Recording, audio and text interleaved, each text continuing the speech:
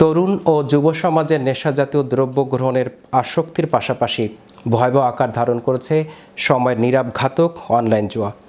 শহর থেকে শুরু করে প্রত্যন্ত অঞ্চলেও এর দাপট অনেকটাই মহামারী আকারে ছড়িয়ে পড়েছে। এটি এমন এক নেশায় পরিণত হয়েছে যা প্রায় কম বেশি সব শ্রেণীর মানুষ জড়িয়ে পড়েছে। বিস্তারিত দেখুন ডেস্ক রিপোর্টে। সময়ের নীরব ঘাতক অনলাইন জুয়া। শহর থেকে শুরু করে প্রত্যন্ত অঞ্চলেও এর দাপট অনেকটা মহামারী আকারে ছড়িয়ে পড়েছে। এর প্রতিরোধ, প্রতিকার কিংবা তরুণ ও যুব সমাজের জনসচেতনতা সৃষ্টির মাধ্যমে নিয়ন্ত্রণে রাখার সরকারি বেসরকারি পর্যায়ে আদৌ কোনো উদ্যোগ নেওয়া হয়নি। এটি এমন এক নেশায় পরিণত করে যা বাসা বাড়ি, বাস, ট্রেন, ফুটপাত থেকে রিক্সা, গ্যারেজ, কর্মক্ষেত্র, ব্যবসা বাণিজ্য পর্যন্ত বিস্তৃতি লাভ করেছে। প্রায় কম বেশি সব শ্রেণীর মানুষ এতে ওতপ্রোতভাবে জড়িয়ে পড়েছে। মোবাইলে অ্যাপ নামিয়ে কিংবা চোখের সামনে ভেসে আসা জুয়ার লোভনীয় অফারে প্রলুব্ধ হয়ে অনেকে তৎক্ষণাৎ জড়িয়ে পড়ছেন নিমিষেই। শিক্ষিতের চেয়ে কম লেখাপড়া জানা লোকেরা এতে আসক্ত হচ্ছেন বেশি।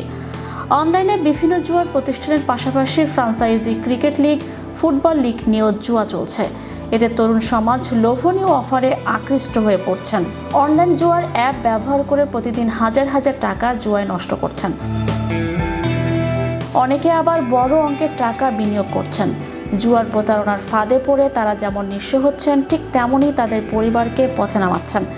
জুয়ায় হেরে হতাশ হয়ে মাদকাসক্ত বিভিন্ন ধরনের অপরাধমূলক কর্মকাণ্ডে জড়িয়ে পড়ছেন। অনলাইন জুয়া নতুন কিছু নয়, তবে তার নিয়ন্ত্রণের উদ্যোগ না থাকায় এর বিস্তৃতি মহামারী আকার ধারণ করেছে। এক সংঘবদ্ধ চক্র প্রতিনিয়ত নিত্য নতুন অ্যাপ তৈরি করে লোভনীয় অফার দিয়ে তরুণদের জুয়ায় আকৃষ্ট করছে, হাতিয়ে নিচ্ছে বিপুল অঙ্কের অর্থ। আইনশৃঙ্খলা বাহিনী ও সংশ্লিষ্ট কর্তৃপক্ষ যদি যথাযথ পদক্ষেপ না নেয়, তাহলে জুয়ার এই ভয়াবহ ছোবল থেকে সমাজকে রক্ষা করা যাবে না।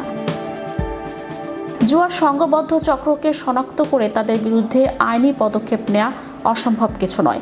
আইনের পাশাপাশি জনসচেতনতা সৃষ্টি এবং শিক্ষা প্রতিষ্ঠানসমূহে সেমিনার, গ্রামে গ্রামে উঠান বৈঠক করা দরকার। বেকারত্ব দূরীকরণে সরকারকে কর্মসংস্থান খাত তৈরি করে তরুণদের জন্য কর্মমুখী পরিবেশ তৈরি করে দিতে হবে। তাহলে নীরব ঘাতক থেকে সর্বস্তরের জনগণকে একটুখানি হলেও বের করে আনা সম্ভব হবে।